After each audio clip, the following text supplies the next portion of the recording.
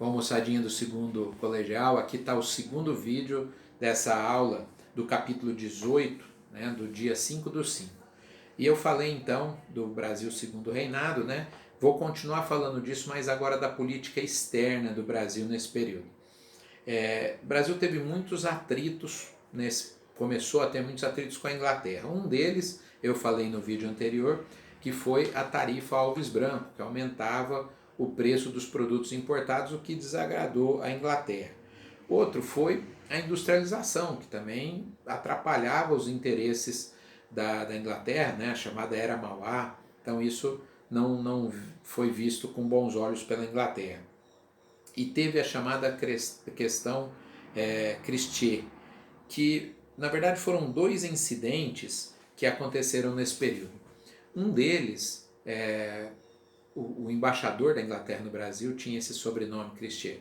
Um deles tinha a ver com marinheiros ingleses que fizeram arruaça no Rio de Janeiro, foram presos e acabaram sendo detidos, né? Porque tinham bebido, brigado, feito arruaça. E o outro diz respeito a um navio inglês, né, que foi aprisionado pelo Brasil, e o Christie, por isso ficou conhecido como questão Christie, falou que tinha que liberar o navio e que tinha que soltar os ingleses porque eles não podiam responder às leis brasileiras. O Brasil não fez isso e gerou uma crise diplomática. A Inglaterra fechou a embaixada dela aqui no Brasil, o Brasil fechou a embaixada que tinha lá na Inglaterra. Isso durou aí uma crise diplomática de uns 3 anos, né? A chamada questão Christie foi o estopim, né, de um problema que já vinha se arrastando por causa da Era Mauá, por conta desses outros problemas. Mas externamente o Brasil também vai ter problema no sul, aqui na nossa região sul, região platina. Primeiro, nós entramos em guerra contra o Uruguai do Oribe e vencemos essa guerra. Depois, contra a Argentina, que era governada pelo Rosas, também vencemos. E o Brasil apoiou, né, o Frutuoso Rivera para ser o novo presidente, né, e essas batalhas aí contra a Argentina e Uruguai foi de 1851 a 1854. Interessante, né? Talvez vocês nunca tenham ouvido falar sobre isso, mas o Brasil nunca perdeu uma guerra, né? Todas as guerras que nós entramos, é bem verdade que na Primeira Guerra nem chegamos a enviar soldados, só pessoal da área de saúde. Na Segunda Guerra éramos uma força complementar, tal, é verdade isso. Não ganhamos a Segunda Guerra sozinhos, mas estávamos do lado que ganhou a guerra, né? Então o Brasil venceu essa batalha contra o Uruguai e contra a Argentina. Vai ter uma outra batalha contra o Uruguai em 1863, né, contra o Aguirre, também vencida pelo Brasil.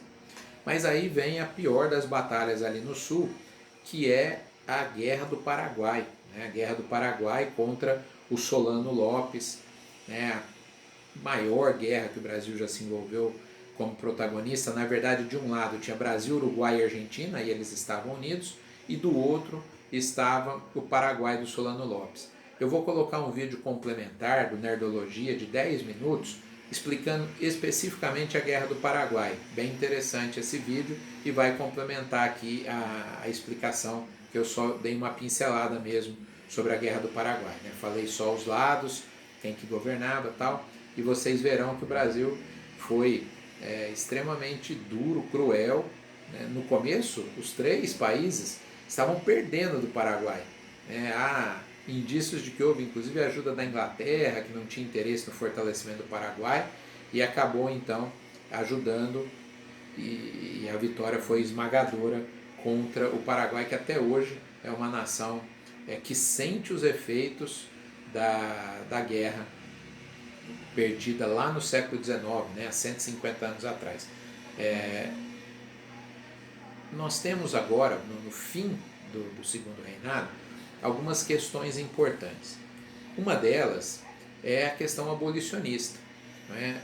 Os movimentos abolicionistas, o mundo inteiro já estava, a Inglaterra já há muito tempo vinha lutando pelo fim da escravidão, ela que tinha lucrado muito com a escravidão, mas agora tinha se industrializado, queria vender, escravo não compra, né? Precisava de mercado consumidor. Na Inglaterra, tanto que a lei que proibia o tráfico negreiro, a lei Bill Aberdeen, tinha esse interesse, né? Acabar com a escravidão. Então, no Brasil, cresce o movimento abolicionista. Esses itens que eu estou falando agora vão ser decisivos para a queda do Império no Brasil, para o fim do Império no Brasil. Uma outra questão foi a questão militar. Os militares que lutaram a Guerra do Paraguai, eles voltaram, vamos assim dizer, republicanos, porque eles conheceram Paraguai republicano, Uruguai republicano, Argentina republicano. O Brasil era o único que tinha imperador, tanto que tem um livro interessante que fala assim, Brasil, um império entre repúblicas. O Brasil era o único império que tinha na América aqui. E eles voltaram claramente falando em república, desobedecendo o imperador, né? E aí foi um problema. Então o abolicionismo foi uma coisa que enfraqueceu o império e a questão militar foi outro fio, né, que segurava. Vamos imaginar que tinha alguns fios segurando o império. O primeiro fio se rompeu aí com a campanha abolicionista, o segundo fio se rompeu com a questão militar, o terceiro é a questão religiosa. E a questão religiosa foi porque o Papa determinou que todos os maçons deveriam ser expulsos das ordens da igreja.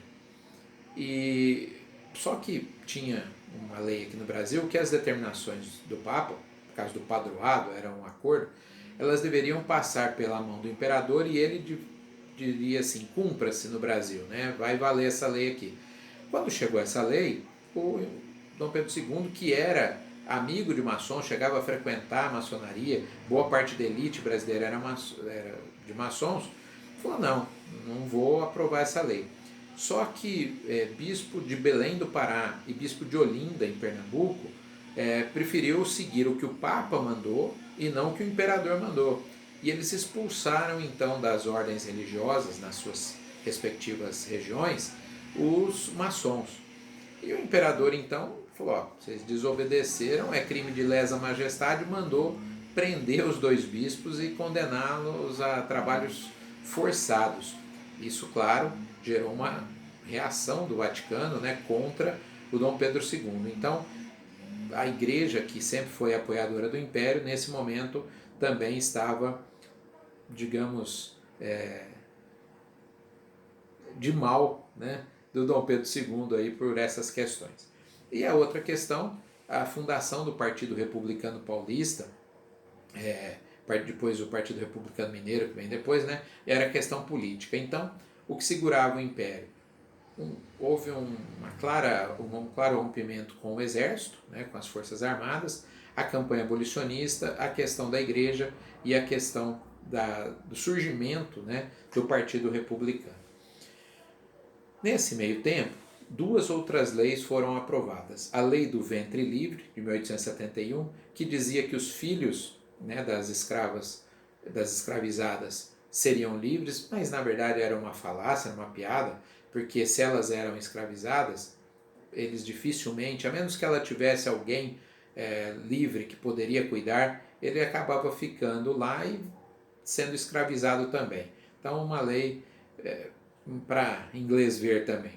Uma outra lei que foi aprovada em 1885, essa mais cruel ainda, a Lei dos Sexagenários, que dizia que se o escravizado chegasse a 60 anos, ele trabalharia mais 5 anos como pedágio e aí se tornaria livre, ou seja, com 65 anos.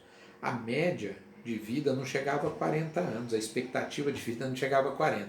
Obviamente que se algum escravizado conseguisse chegar até os 65, ia estar só o pó da rabiola, né? E aí ia dar despesa para o fazendeiro, então ele botava do lado de fora da porteira e falou, você não queria ser livre? Vai ser livre, para não ter despesa com você no fim da vida. Essa é uma crueldade. E eu encerro o capítulo com outro vídeo complementar que fala da proclamação da República, tá certo? Um vídeo também do Nerdologia, os dois são de 9 e 21. Então vocês vão ter 2 vídeos meus aí na faixa dos 10 minutos, e mais 2 vídeos complementares, também dando uns 20 minutos, a soma dos dois, esses 40 minutos de exposição, que deve se somar à leitura do capítulo e aos exercícios que vocês farão amanhã no horário da nossa aula. Tá? Estou gravando isso na segunda, vou postar hoje à noite, para que vocês possam na terça de manhã assistir, tá bom? Um abraço.